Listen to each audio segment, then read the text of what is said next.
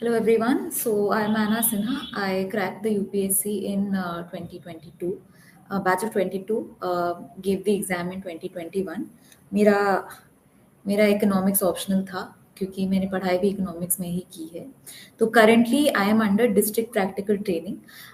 IPS की district practical training में हमें बेसिकली एसएचओ का चार्ज देखना होता है। SHO mean station house officer, जो कि एक थाने का प्रभारी होता है।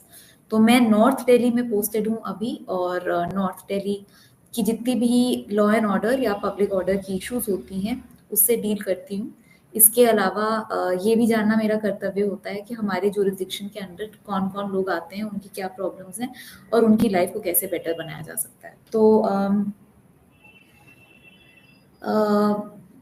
एक्चुअली यूपीएससी क्रैक किए हुए थोड़ा तो टाइम हो गया है मेरा, लेकिन मुझको यूपीएससी टाइम इंडिया ने बोला कि थोड़ी बहुत इंसाइट्स अगर दे दें तो अच्छा रहेगा। तो I will start with some pointers जो कि डिस्कस हुए थे, जो कि एस्पिरेंट्स के फ्रीक्वेंटली आस्क्ड क्वेश्चंस होते हैं। तो मैंने आपको बताया है कि मैं आना सिन्हा हूँ। मैंने अपना मेरा education I did Springdale school Dhaula Kuan से my schooling in humanities and maths. उसके बाद I went to I did my BA honours in economics from Ramjas college Delhi university. After that I did my masters in economics from Ambedkar university. और फिर मैंने economics PhD in economics के लिए enrol किया था, but उसके बीच में ही यूपीएससी देने का ख्याल आया and I gave it. In fact अगर आप पूछेंगे मेरी यूपीएससी जर्नी, तो मैंने कभी भी पहले से प्लान नहीं किया था। It was not pre planned. मेरे पेरेंट्स दोनों प्रोफेसर्स हैं, तो मुझे भी उनके नक्शे कदम पे चढ़ने का मन था बहुत। और मैंने यूजीसी नेट का JRF एग्जाम होता है, which you need to qualify in India to become an assistant professor, तो वो भी मैंने दिया और फर्स्ट अटेम्प्ट में क्रैक कर लिया था। लेकिन कोविड जब आया उस टाइम पे हम सबको थोड़ा टाइम मिला था टू रीथिंक कि हमारी लाइफ कहाँ जा रही है। मेरे सीनियर्स ने मुझसे बात की और उन्होंने सजेस्ट किया कि एग्जाम देना चाहिए। तो ये एग्जाम मैंने दिया और भगवान की दुआ से मुझे फर्स्ट अटेम्प्ट में मैंने ये एग्जाम क्रैक कर लिया विद इकोनॉमिक्स ऑप्शनल। मेरे सक्सेस का क्रेडिट तो मैं अपने माता पिता को दूंगी, स्पेशली मेरी मदर, जो कि मेरे लिए मेंटोर थी, फ्रेंड, फिलोसोफर और गाइड रही थ्रू आउट द जर्नी। मैंने कोचिंग ज्वाइन नहीं की बिकॉज मेरी मदर थी मुझे पढ़ाने के लिए। इंटरव्यू के लिए भी उन्होंने मुझे ट्रेन किया, आंसर्स कैसे लिखने हैं मेरे आंसर्स उन्होंने रिव्यू किए। और घर में भी हमेशा जब भी आदमी स्ट्रेस्ड हो जाता है यूपीएससी जर्नी में, उस स्ट्रेस को उन्होंने ही हटाया। तो मेरा क्रेडिट मेरे पेरेंट्स और स्पेशली मेरी मदर को है। प्रीलिम्स और सीसैट की तैयारी पे आते हैं। तो प्रीलिम्स के लिए हम सबको पता है कि कुछ स्टैंडर्ड बुक्स हैं जो कि हम सब प्रिस्क्राइब करते हैं to all the aspirants. History के लिए ओल्ड एनसीईआरटीज, पॉलिटी के लिए Laxmikanth, Shankar IAS for environment, vision IAS के notes for environment science and technology, जो कि मैं यूज करती थी फॉर मंथली मैगजीन यूज करती थी उसका। और उसके अलावा कौन से सब्जेक्ट्स रह गए, उसके अलावा एथिक्स के लिए जब GS4 का पेपर होता था when you are studying for mains, तब उसका आता था। तो दीज वर रफली द रिसोर्सेज। आज के टाइम पे मैं कहूँगी newspaper can not be ignored at any cost. मैं इंडियन एक्सप्रेस फॉलो करती थी काफ़ी रिलीजियसली। बहुत लोग न्यूज़पेपर के नोट्स बनाते हैं, I don't recommend that because वो बहुत बल्कि हो जाते हैं। कोई एक मंथली मैगजीन फॉलो की जा सकती है। I use to follow vision IAS, but there are many others that aspirants can follow. CSAT के लिए टाटा मिग्रो हिल की एक बुक आती थी, रेड कलर की बुक है, काफ़ी बड़ी सी बुक आती है। उसमें सब्जेक्ट वाइज बेसिकली समझाया होता है कि जैसे इस टाइप के क्वेश्चंस होंगे, फॉर एग्जांपल रिलेशंस के ऊपर क्वेश्चंस या लॉजिक के क्वेश्चंस होंगे, तो कैसे सॉल्व किया जाए। एंड देन प्रैक्टिस क्वेश्चंस होते थे। प्रैक्टिस क्वेश्चंस में वो PYQs इंक्लूड करते थे। तो I used TMH for CSAT। Mains में आ जाते हैं हम। मेंस की आई वुड से कि 60 to 70% is about answer writing. In fact 80% तक इज अबाउट आंसर राइटिंग। तो जब आप प्रीलिम्स क्लियर कर लीजिए, तो after that I think 15 days और सो आप स्पेंड कर सकते हैं revising what you have studied. मतलब आप सोर्स मटेरियल अपना फिर से एक बार रिवाइज कर लीजिए, लेकिन उसके बाद का सारा time you should be using to basically do answer writing. तो मैंने अपने केस में क्या किया था कि जैसे प्रीलिम्स के रिजल्ट्स आए उसके बाद कुछ दिनों तक अपने नोट्स जो मेरे थे या फिर हाईलाइटेड पोर्शंस ऑफ बुक्स होते थे उनको मैंने पढ़ लिया एक बार, और उसके बाद किसी एक आंसर राइटिंग कोचिंग में आप एनरोल कर लीजिए। उसका जो शेड्यूल होता है उसके अकॉर्डिंग आप कर सकते हैं आंसर राइटिंग। टाइमिंग का ख्याल रखना इज मोस्ट इम्पॉर्टेंट। तो whenever you are doing answer writing, बहुत सारे लोग ऐसा भी करते हैं कि दिन में 5 आंसर्स लिख रहे हैं, तो 5 आंसर्स भी आप टाइम करके खुद को लिखिए। दैट इज वॉट इज की। आई यूज टू डू दैट। आपको ऐसे आंसर राइटिंग करनी चाहिए कि आपने अगर एक मॉक टेस्ट दिया है तो जो टाइमिंग है उसके 10 मिनट पहले आपका कंप्लीट हो जाए। So that I think is good. It can be called a safe time, क्योंकि जब मेंस एग्जाम आप एक्चुअली लिख रहे होते हैं तो बहुत सारी कंटिजेंसीज होती हैं।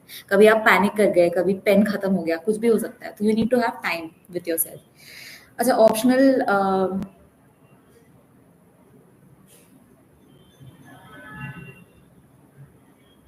ऑप्शनल का सब्जेक्ट कैसे चूज करें?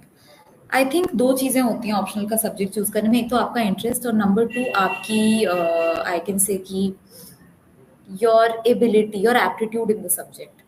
तो मेरे केस में मैंने इकोनॉमिक्स चूज किया क्योंकि मैंने अपना BA, MA and in fact PhD भी जो मैंने स्टार्ट की थी वो इकोनॉमिक्स में थी। तो I was very clear about the concepts, मुझे ऑलरेडी पता थी और इंटरेस्ट तो मुझे था ही उसमें शुरू से ही। तो मेरे केस में that was the scene. But बहुत सारे लोग ऐसा होते हैं कि देखते हैं कि ये चीज़ स्कोरिंग है तो ये कर ले। स्कोरिंग के चीज़ में, स्कोरिंग के फेयर में मत पड़ी, वुड बी माई सजेशन। क्योंकि if you don't get, if you don't like the subject that you have to study for the next 2 3 even 4 years maybe, तो आप उसमें अच्छा नहीं कर सकते हैं।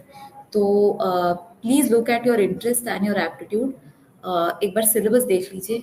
कई स्टूडेंट्स होते हैं जो कि इंजीनियरिंग के हैं but they also are interested से इन सोशियोलॉजी और हिस्ट्री, और वो बहुत अच्छा स्कोर करते हैं, तो that can be done. So yes, when we are talking about mains answers का फॉर्मेट, एक बहुत स्टैंडर्ड फॉर्मेट होता है: introduction, body and conclusion. However आज के टाइम पे few things that you should look at in the introduction. कोई current topic जो चल रहा हो that is related to the subject जो आपसे पूछा जा रहा है। कोई रिपोर्ट है या फिर कोई भी इम्पोर्टेंट लीडर ने कुछ बोला है उसके ऊपर, जैसे prime ministers comment in world economic forum on the issue of women in the labour market, तो आप उसको कोट कर देंगे तो आंसर्स बहुत अच्छे रहेंगे आपके।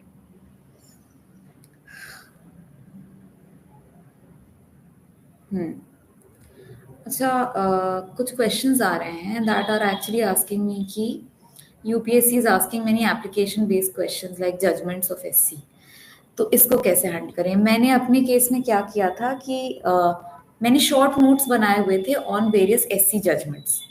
सो बेसिकली आई थिंक आजकल ये कॉम्पाइलेशंस अलग अलग जगहों से मिल जाते हैं, sites and vision and all, forum IAS, इनके कंपेंडियम्स मिलते हैं, छोटे छोटे नोट्स होते हैं जिसमें अलग अलग जजमेंट्स और उनका क्या सार था वो लिखा होता है, तो वो बहुत हैंडी आता है।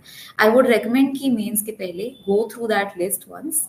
Judgements, amendments to various acts, ये सब बहुत इंपॉर्टेंट है। तो आजकल ये क्वेश्चन ज्यादा बढ़ रहे हैं, that's very true, and it will help अगर आप उस चीज को जाएं। अच्छा,